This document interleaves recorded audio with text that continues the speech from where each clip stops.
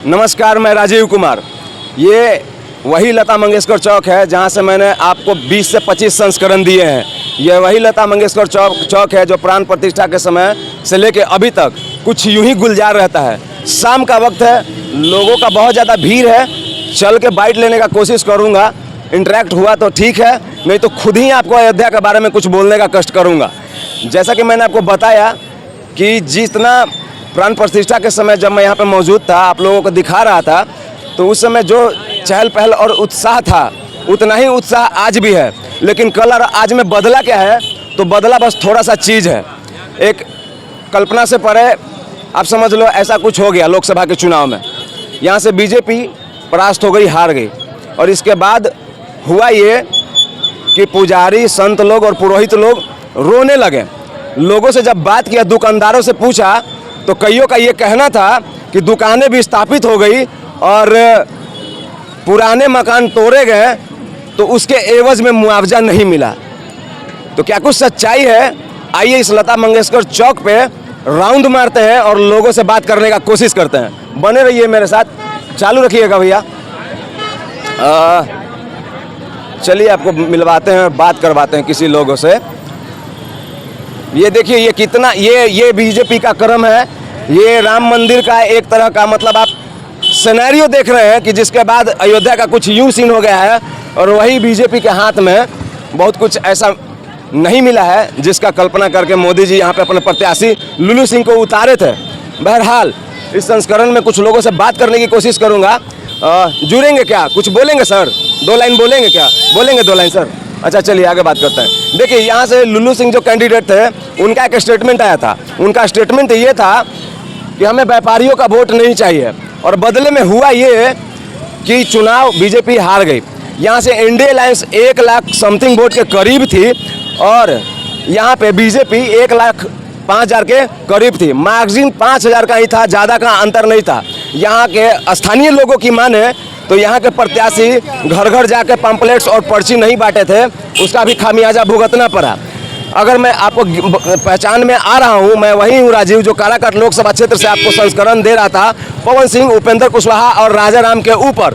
तब मैंने आपसे एक बात कहा था कि आजकल के ज़माने में चुनाव फेस के वैल्यू पे लड़ा जाएगा या काम के वैल्यू पे लड़ा जाएगा।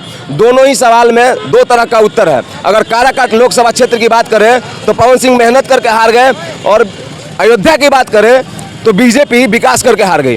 पहले लोग ये बोल रहे थे कि जो काम करेगा उसको जिताएंगे, लेकिन अब ये ठीक उल्टा हो गया है। एक बार चारों तरफ कैमरा दौड़ाना, ये हमारा आज का अयोध्या है। भाई मेरे दिखा दो, इतना लोग लता मंगेशकर चौक पे आपने किसी दूसरे धाम पे नहीं देखा होगा। अयोध्या में अमूमन ऐसा ही चल रहा है, प्राण प्रतिष्ठा से लेके अभी तक यहाँ के रौनक में, और ना जाने जब तक सृष्टि रहेगी तब तक अयोध्या में कोई रौनक की कमी नहीं होगी।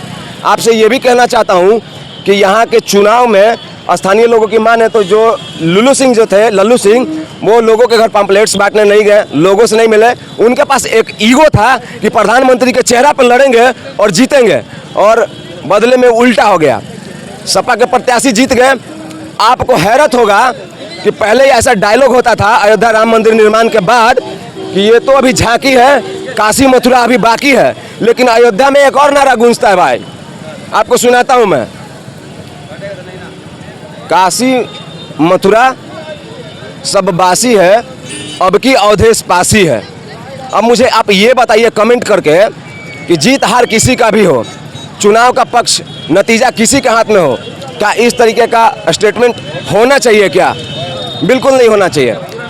तो मैं आपको एक राउंड लगाता हूं, अभी दिखाइए भैया, किसी से जुड़ने का कोशिश करता हूं। देखिए, ये लता मंगेशकर चौक इतना गुलजार और इतना तथागत तरीके से भव्यता को प्रदर्शित करता हुआ, यहाँ पे जितने लोगों को देखेंगे उतने चेहरे, उतने उत्साह है यहाँ पे, मैं आपको क्या ही गिनवा सकता हूँ।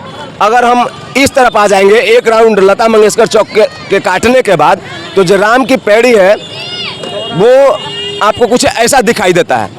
इस तरफ अगर आप देख रहे हैं, इस तरफ आप देखिए, इधर 5-10 हज़ार लोग हैं जो लता मंगेशकर चौक पे जो बीना है उसके पास आके लोग सेल्फी लेते हैं, और इधर राम की पैड़ी वाला साइड में जब आप कैमरा मूव करेंगे तो इधर भी अभी जो जलाशय हुआ करता था, जहाँ प्राण प्रतिष्ठा के समय काफ़ी पानी होता था, इसको दिखाइए करीब से। और ठीक मैं यहाँ पे खड़ा होकर आपको ये दिखाऊंगा कि इधर भी 10-20 हज़ार लोग होंगे, कुछ शॉपिंग कर रहे हैं, कुछ राम के पैरी के तत्वाधान में कुछ बैठ के टाइम पास कर रहे हैं, अपनों के साथ गप्पे लड़ा रहे हैं, और कुछ लोग झाल मुड़ी खा रहे हैं, और कुछ लोग ठीक है कोई अपना गर्लफ्रेंड के साथ है तो कोई अपना पत्नी के साथ है। फिलहाल हम कुंवारे हैं। आइए हम आपको और बताते हैं लता मंगेशकर चौक के बारे में। देखिए यहाँ पे ये टोटो कमाई नंबर 1, यहाँ पे ये बस, इसका भी कमाई नंबर 1, ये कार वाले, टैक्सी वाले, ओला उबर वाले, ये भी कमा रहे हैं। आप किनारे अगर देखोगे तो ये 50 रुपये का टी शर्ट 200 में बेच के ये भी कमा रहे हैं। कहीं पे जाइएगा तो पानी पूरी 20 रुपये का 5 पीस मिलेगा। तो ये अयोध्या का विकास नहीं है तो और क्या है? आप बताइए। इतना सारा रोजगार सृजन हो गया, एयरपोर्ट बना दिया गया, हाईवे बन गया वहाँ पे यहाँ से 500 मीटर दूर। अयोध्या का कोई ऐसा जगह नहीं है जहाँ पे आप मिट्टी देख सकते हो। गोवा बना दिया है, लेकिन बदले में बीजेपी को मिला क्या? मैं चाटुकारिता नहीं कर रहा हूँ, लेकिन इसलिए बोल रहा हूँ कि क्या काम के बदले अगर डिग्री मिलता है, जीत मिलता है और परिश्रम का फल मिलता है, तो क्या यही बीजेपी परिश्रम किया था? गफलत में नहीं रहना है और ईगो हर्ट नहीं होने देना है किसी को। अब वो ज़माना गया कि अगर आप फेस वैल्यू की वजह से वोट पालोगे। अब वो ज़माना गया जब आप पीएम मोदी होंगे और किसी ऐरे गैरे को टिकट दे देंगे तो जीत जाएंगे। आपको मालूम है ना पवन सिंह के साथ क्या हुआ था? पवन सिंह भी बीजेपी के 12 साल स्टार प्रचारक रहे, हार गए। उपेंद्र कुशवाहा जी भी हार गए। इंडिया अलायंस के राजा राम जी जीत गए काराकाट लोकसभा क्षेत्र से, रोहतास से, सासाराम से।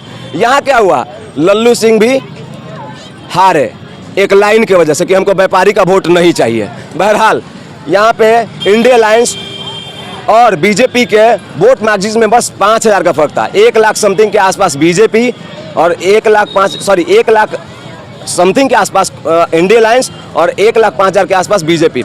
इतना बड़ा काम, अरे 1.5 लाख वोट तो खाली बीना पे मिलना चाहिए था मोदी जी को।